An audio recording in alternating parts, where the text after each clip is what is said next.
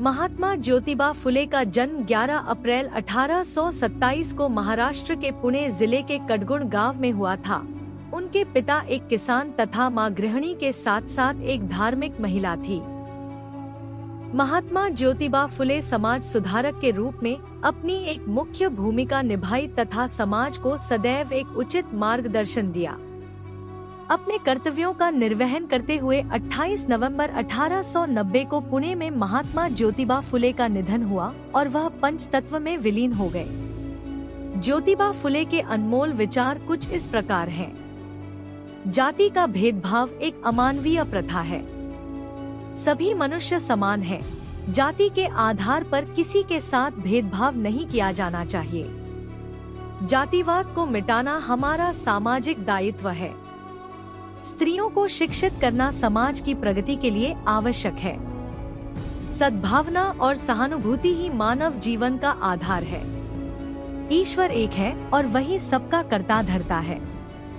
परमेश्वर एक है और सभी मानव उसकी संतान है। शिक्षा स्त्री और पुरुष की प्राथमिक आवश्यकता है। भगवान और भक्त के बीच मध्यस्थता की कोई आवश्यकता नहीं है। स्त्री और पुरुष समान है। सभी धर्मों का सम्मान करना चाहिए। सभी जीवों के प्रति दया और करुणा रखनी चाहिए। सामाजिक न्याय और समानता के लिए संघर्ष करना चाहिए। स्वार्थ अलग अलग रूप धारण करता है, कभी जाति का तो कभी धर्म का। आर्थिक विषमता के कारण किसानों का जीवन स्तर अस्त व्यस्त हो गया है। शिक्षा ही व्यक्ति और समाज का उत्थान कर सकती है। ज्ञान के बिना कोई भी व्यक्ति पूर्ण नहीं हो सकता है। सच्ची शिक्षा दूसरों को सशक्त बनाने और दुनिया को उस दुनिया से थोड़ा बेहतर छोड़ने का प्रतीक है जो हमने पाया। विद्या बिना मति गई, मति बिना नीति गई, नीति बिना गति गई, गति बिना वित्त गया, वित्त बिना शूद गए। इतने अनर्थ एक अविद्या ने किए। शिक्षा के बिना समझदारी खो गई, समझदारी के बिना नैतिकता खो गई, नैतिकता के बिना विकास खो गया, धन के बिना शूद्र बर्बाद हो गया। शिक्षा महत्वपूर्ण है। अनपढ़ अशिक्षित जनता को फंसाकर वे अपना उल्लू सीधा करना चाहते हैं और यह वे प्राचीन काल से कर रहे हैं। इसलिए आपको शिक्षा से वंचित रखा जाता है। आपके संघर्ष में शामिल होने वालों से उनकी जाति मत पूछिए। अगर कोई आपको किसी भी प्रकार का सहयोग देता है तो उससे कभी भी मुंह मत मोड़िए। अच्छा काम करने के लिए गलत उपायों का सहारा नहीं लेना चाहिए।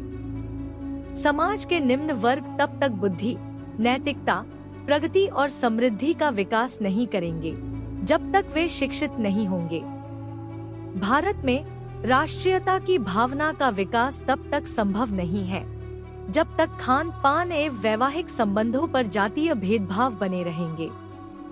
यदि आजादी, समानता, मानवता, आर्थिक न्याय, शोषण हित मूल्यों और भाईचारे पर आधारित सामाजिक व्यवस्था का निर्माण करना है तो असमान और शोषक समाज को उखाड़ फेंकना होगा।